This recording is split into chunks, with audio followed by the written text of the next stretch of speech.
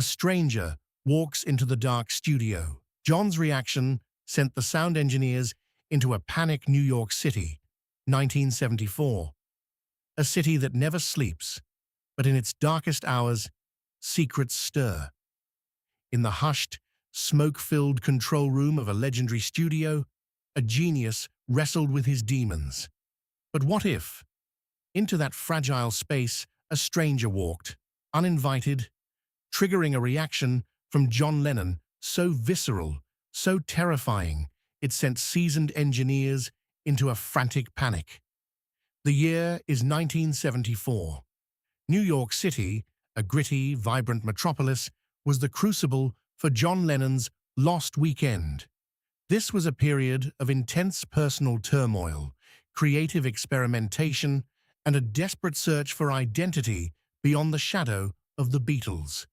He was living a life of excess, fueled by alcohol and a restless, often self-destructive energy. The city, with its endless possibilities and its unforgiving edges, mirrored his internal chaos. He spent countless nights in the legendary Record Plant Studios on West 44th Street, a labyrinth of soundproofed rooms, blinking lights, and the potent scent of stale cigarettes and creative ambition. It was a sanctuary, a place where he could lose himself in the music, where the raw emotions of his life could be channeled into sound. But even within these hallowed walls, peace was elusive. The ghosts of his past, Paul, George, Ringo, the shattered harmony of the Beatles, lingered in the air, a constant low hum beneath the new melodies he was trying to forge. He was working on Walls and Bridges, an album that was as much a confessional as it was a collection of songs. His relationship with Yoko was fractured, his personal life a public spectacle, and he was surrounded by a rotating cast of musicians, producers, and hangers-on, all orbiting his magnetic, yet increasingly volatile, personality. He was a man of immense fame, yet profoundly vulnerable, his carefully constructed world often teetering on the brink. The studio, especially in the late-night hours, became a pressure cooker. The air was thick with tension, exhaustion, and the unspoken anxieties of a genius wrestling with his own fractured legacy. He was pushing boundaries, demanding perfection, but beneath the surface, a deep-seated fear simmered. A fear of the unknown, of the past catching up, of the fragile illusion of control shattering. And on one particular dark night, that fear would manifest in a terrifying, unexpected intrusion, triggering a reaction from John Lennon that would expose a hidden vulnerability and send everyone present into a chilling, unforgettable panic. Hey, before we continue with this incredible story, I need to give you an important warning. Many subscribers have reported that YouTube has removed their subscriptions without notice. Just take a quick look at the red button below to make sure you're still subscribed to the channel. I don't want you to miss any of the exclusive content that's coming up. And while you're there, leave that powerful like that helps me a lot with the algorithm. Oh, and tell me in the comments, which city are you watching from? I love getting to know every amazing person who is part of this community. Your participation makes all the difference. Let's interact. John Lennon. The name itself was a storm, a symphony, and a challenge. In 1974 New York, he was the maestro of his own chaos, his environment a reflection of his tumultuous inner world. The Record Plant Studios, particularly the dimly lit control room, was his domain. It was a space of flickering VU meters, glowing mixing boards, and the constant low hum of electronic equipment. The air was thick with the scent of stale coffee, cigarette smoke, and the potent aroma of creative intensity. He was surrounded by a dedicated, yet often exhausted crew of sound engineers and session musicians. They were accustomed to his eccentricities, his sudden bursts of genius, his unpredictable moods. But even they sensed a new, raw edge to him during this period. His iconic round glasses, often pushed up on his forehead, revealed eyes that held a deep, almost desperate yearning for something he couldn't quite grasp. His days, or more accurately, his nights, were a blur of intense recording sessions that stretched into the dawn. He'd sit at the mixing console, a cigarette dangling from his lips, meticulously crafting sounds, demanding perfection, pushing the boundaries of what was possible. He was a man of immense talent, yet plagued by a deep-seated anxiety, a feeling of being constantly watched, constantly judged. The pressures of fame, the dissolution of the Beatles, the public scrutiny of his personal life, all had taken their toll, leaving him vulnerable, his nerves frayed. He was a creature of habit, yet constantly seeking disruption. He'd arrive at the studio in the late evening, a solitary figure, ready to immerse himself in the music, to escape the relentless glare of the outside world. But even in the supposed sanctuary of the studio, a subtle unease lingered, a feeling that the past was never truly past, that the shadows of his life could, at any moment, materialize. He was a man who had lived under the world's spotlight for too long, and the constant exposure had left him with a hidden vulnerability, a secret fear that lay just beneath the surface of his often flamboyant exterior. And on this particular night, that fear was about to be brutally exposed. The session was dragging. It was well past midnight, the kind of hour when exhaustion blurs the lines between reality and hallucination. John was hunched over the mixing console, his brow furrowed, listening intently to a playback of a new track. The control room was dimly lit, illuminated only by the soft glow of the equipment and a single, low-wattage lamp. The air was heavy with the lingering scent of marijuana and stale coffee. The sound engineers, seasoned veterans of countless late-night sessions, were slumped in their chairs, their eyes glazed over. They knew John's perfectionism, his relentless pursuit of the exact sound he heard in his head. They were used to the long hours, the sudden mood swings, the creative intensity that often bordered on madness. But tonight, there was an added layer of tension, a subtle unease that permeated the air. John had been particularly agitated all evening. He kept glancing at the door, at the shadows in the corners of the room, a nervous energy radiating from him. He spoke in hushed tones, his voice occasionally laced with a strange, almost paranoid edge, as he mentioned feeling watched, a persistent sense that someone was always just beyond his line of sight, always listening. The engineers exchanged weary glances, attributing it to the late hour, the pressure, perhaps a bit too much of the era's recreational indulgences. But the feeling was palpable, a subtle shift in the atmosphere, a cold breath that seemed to sweep through the room, even though the doors were closed. The usual studio chatter had died down, replaced by a strained silence, broken only by the music and John's occasional terse commands. He was trying to focus, to lose himself in the creative process, but something was gnawing at him, a premonition of an unseen presence, a shadow that was slowly, inexorably drawing closer. The studio, once a sanctuary, now felt like a trap, its soundproofed walls holding not just music, but a growing, unsettling dread. As the hours bled into the early morning, the tension in the control room became almost unbearable. John's agitation grew, manifesting in increasingly erratic behavior. He would suddenly stop the tape, convinced he heard something in the background noise, a whisper, a distant footstep, a subtle click that wasn't part of the recording. The engineers, frustrated but patient, would rewind, replay, and find nothing but the pristine silence of the studio.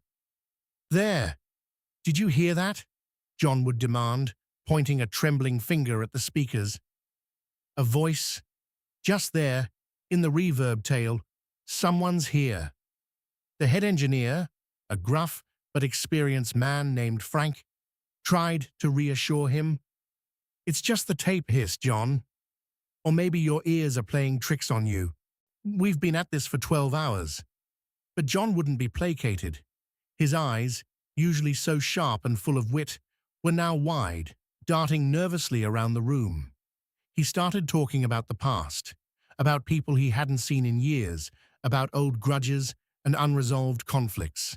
He spoke of unfinished business, of debts owed, his voice taking on a cryptic, almost feverish quality. It was as if the late hour, the exhaustion, and the subtle unease had stripped away his usual defenses, revealing a raw, exposed nerve. The engineers exchanged worried glances. They had seen artists unravel before, but this felt different. This wasn't just creative frustration, it was a deep-seated dread, a psychological unraveling that was both unsettling and profoundly disturbing. The studio, once a place of creative magic, and now felt charged with a sinister energy, a creeping dread that seemed to emanate from John himself. They tried to coax him to take a break, to go home, but he refused, insisting they had to finish, that something was coming, and they had to be ready.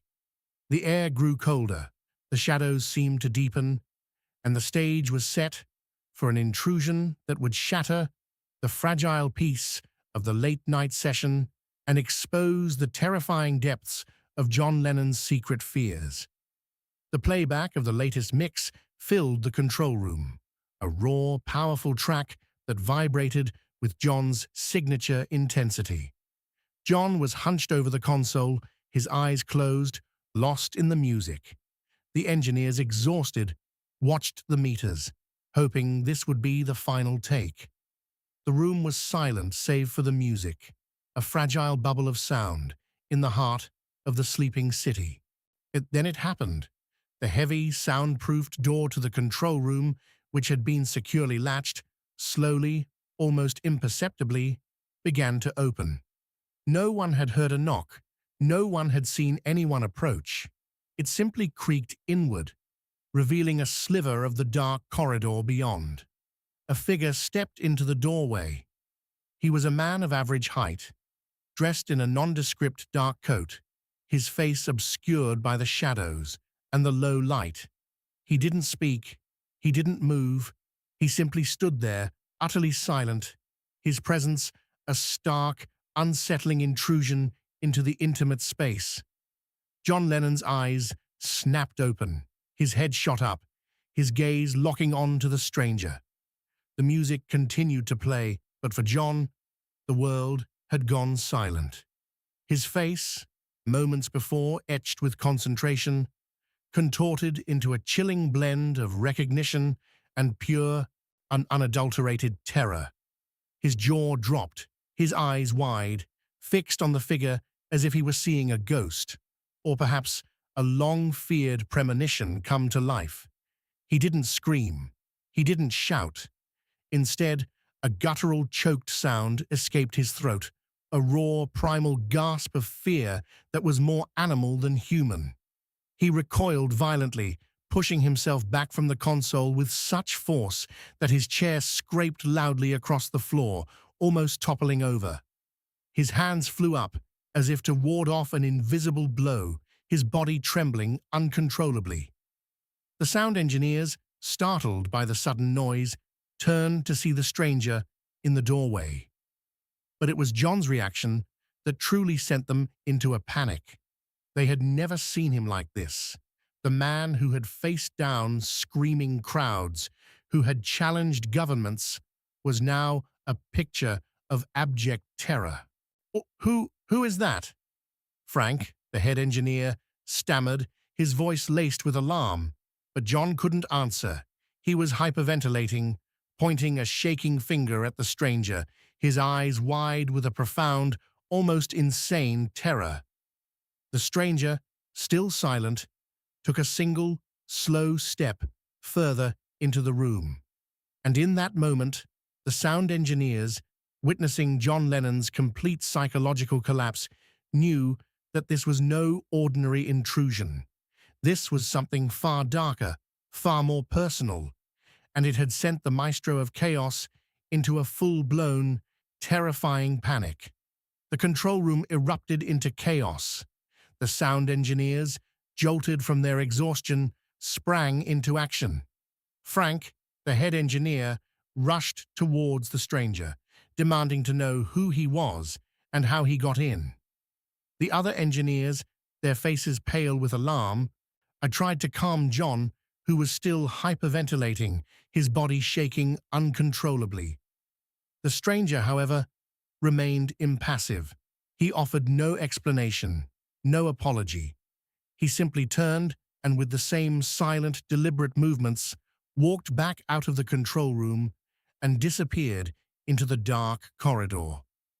By the time Frank reached the door, the corridor was empty. The studio security, alerted by the commotion, found no trace of an intruder. It was as if the man had simply materialized and then vanished. John Lennon, however, was not easily placated.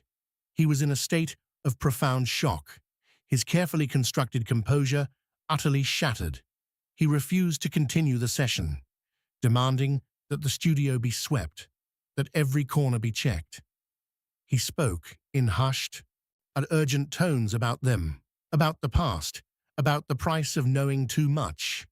He was convinced the stranger was a messenger, a harbinger of something dark and inescapable. The engineers, though shaken, tried to rationalize it. A confused fan, a disgruntled former employee, a simple mistake. But John's terror was too real, too visceral, to be easily dismissed. The incident left an indelible mark on everyone present. They had witnessed a hidden vulnerability in John Lennon, a secret fear that even his closest confidants never suspected. The carefully constructed facade of the rock and roll icon had crumbled, revealing a man haunted by unseen forces, by ghosts that only he could perceive. The studio, once a sanctuary, now felt tainted, its walls holding the echo of a chilling intrusion and the raw, unadulterated panic of a genius confronted by his deepest, unspoken dread. The incident in the record plant studio became a whispered legend among the engineers and musicians who were there that night. No one ever definitively identified the stranger. No one could fully explain how he entered and exited the secure studio without a trace. The official explanation was a security lapse, a confused individual, but those who witnessed John Lennon's raw terror knew it was something far more profound. John, though he eventually returned to the studio and completed Walls and Bridges, was irrevocably changed. The incident had exposed a deep, psychological wound, a secret fear that lingered beneath the surface of his often flamboyant exterior. He became even more guarded, more wary, his eyes constantly scanning the periphery, and convinced that the shadows held more than just darkness. The music he created in the aftermath carried a new depth of introspection, a haunting quality that spoke of unseen threats and unresolved anxieties. The story leaves us with a chilling question. Who was the stranger who walked into that dark studio? Was he a figment of John Lennon's exhausted, paranoid mind? A real person? An uninvited guest who simply triggered a deep-seated fear? Or was he something more, a symbol, a manifestation of the ghosts of John's past, the unresolved conflicts, the hidden vulnerabilities that fame could never truly erase? The Record Plant Studios, now a historical landmark, still stands in New York City, its walls holding countless musical memories. But for those who know the story, and the late-night hours in its control room carry a different kind of echo, the echo of a chilling intrusion, a moment of profound terror, and the unsettling possibility that even the greatest artists, the most defiant prophets, harbor secret fears that can, at any moment, send their carefully constructed worlds into a frantic, unforgettable panic. The city sleeps, but the shadows remain, carrying the whisper of that night. What if the most terrifying intrusions aren't from the outside world, but from the deepest, darkest corners of our own minds, brought to life by an uninvited guest?